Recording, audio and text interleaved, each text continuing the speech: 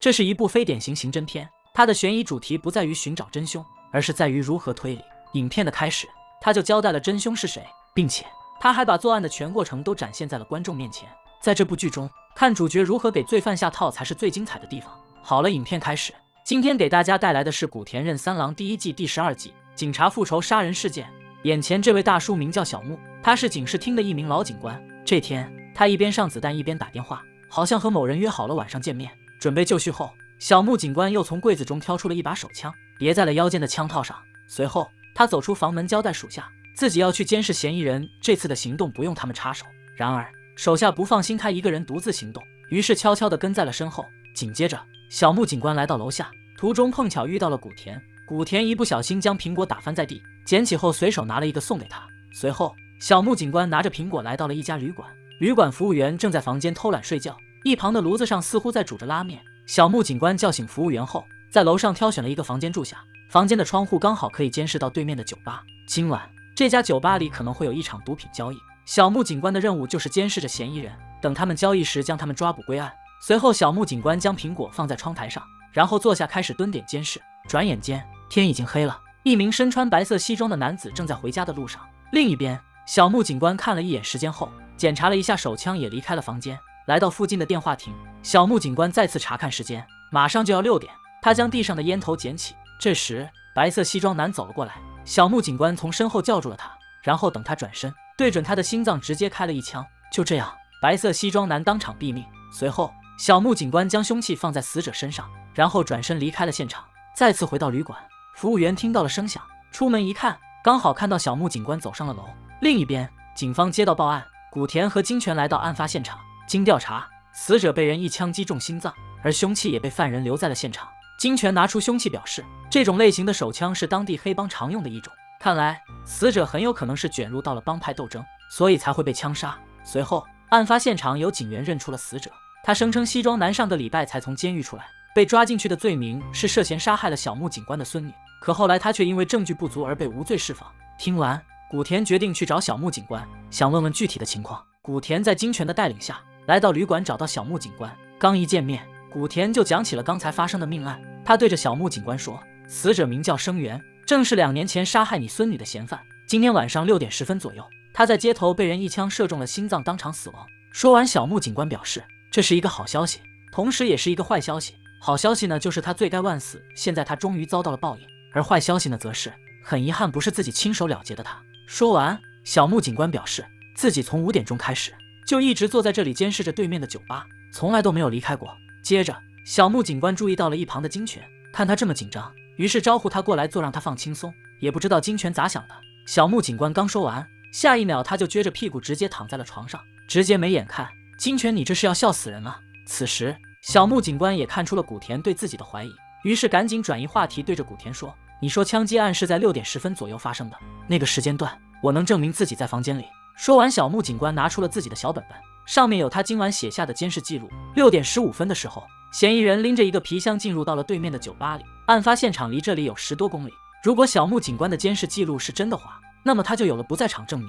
询问结束，古田和金泉离开了房间。虽然一切听起来毫无破绽，但是古田还是发现了一个奇怪的地方，那就是小木警官是一个出了名的烟鬼，可他的烟灰缸里却没有多少烟头。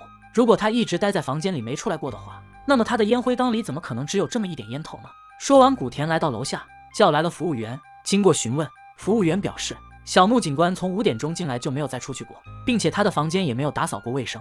看到这儿，轮到我们蒙圈了。服务员，他不是看到了小木警官从外面回来吗？这是什么情况呢？他为什么要撒谎？难道他和小木警官是同伙吗？随后画面一转，古田和金泉在餐馆吃饭，刚好碰到了警局的同事，此人正是小木警官的手下。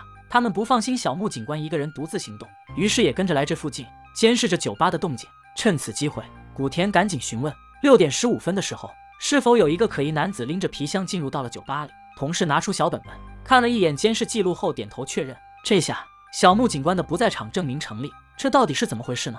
他当时明明在现场杀人啊，他是怎么知道酒吧这边情况的呢？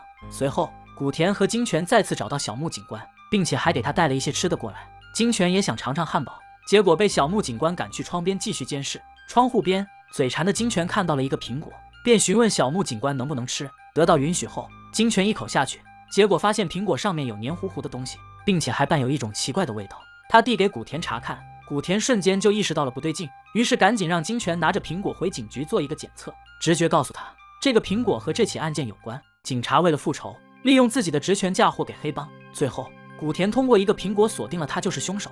金泉拿着苹果去做检测，古田回到房间，谎称金泉吃坏了肚子，已经被送去医院了。随后又过去了10多分钟，买家始终没有出现。小木警官决定行动，先将卖家抓起来再说。紧接着，两人来到酒吧外面，小木警官掏出手枪准备行动，结果把古田吓得一哆嗦。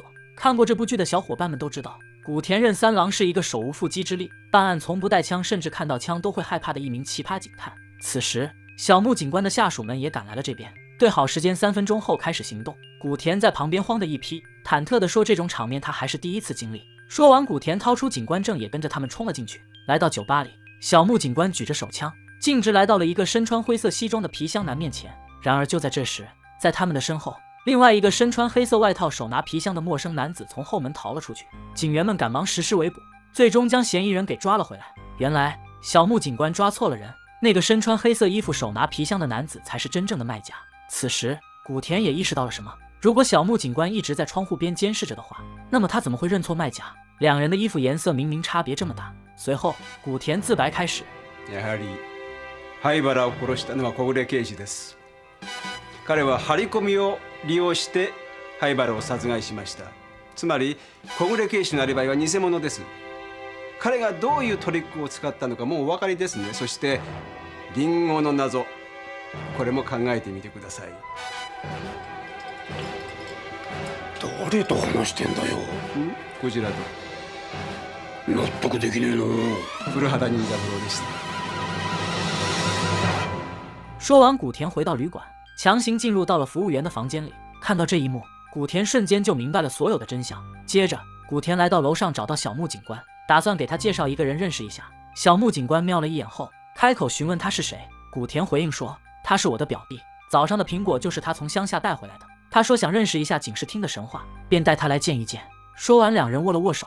古田让表弟先出去外面等着，随后他对着小木警官说，刚才收到了警局化验科的消息，苹果表面那层黏糊糊的物质已经检测出来了，其实上面也没啥，就是沾了点灭火器里面的泡沫。然而这是怎么回事呢？古田接着表示，今天傍晚的时候，楼下服务员在煮拉面时忘记了关火，最终引发火灾，点燃了窗帘。幸好他及时发现，用灭火器灭了火，虽然没有造成多大的影响，但是他怕被老板发现，也就没敢说出来。服务员的房间就在这个房间的正下方，火从外面烧到了楼上，苹果也是在这时候沾上的灭火器泡沫，并且服务员害怕烧到楼上，还上来查看过情况。楼下发生了这么严重的事，如果你一直在房间里监视着的话，那么你不可能不知道这件事。古田说完，小木警官不做回答，而是再次提起了自己的不在场证明。6点15分，我看到嫌疑人拎着一个皮箱进入到了对面的酒吧里，这是事实，而且他的下属们也看到了，可以作证。说完，古田表示，6点15分的确有嫌疑人进入到酒吧里，但是这并非是你看到的，嫌疑人其实是你打电话叫来的。作案之前，你按照计划打电话给卖家，让他在6点15分的时候带着黑色手提箱去到那家酒吧里。你当警探这么多年，手里肯定有很多关于毒品交易的线索，所以为什么卖家进去了1个多小时，却迟迟等不来买家？那是因为真正的买家就是你。说完，小木警官让古田拿出证据来。古田表示，据卖家所说，买家只和他通过电话，并没有见过面。当然，你也没有见过卖家，所以你才会在酒吧里认错了人。如果你6点15分的时候在这里监视着，那么你就绝对不会认错目标。而且在酒吧里认错了人还不算，刚刚你又认错了。说完，古田把刚才那位表弟给叫了进来。原来他就是小木警官联系的那名卖家。看到这一幕，小木警官一边称赞着古田的智慧，一边承认了自己的罪行。接着他还对古田意味深长地说，如果2年前我孙女的案子是你负责的话，那么那个人渣一定逃脱不了法律的制裁。好了，影片到此也就结束了。本期视频中扮演犯人的大叔名叫菅原文太，他是岛国的资深艺人，动漫《海贼王》里赤犬的原型，赤犬的铁血形象就是借鉴了他。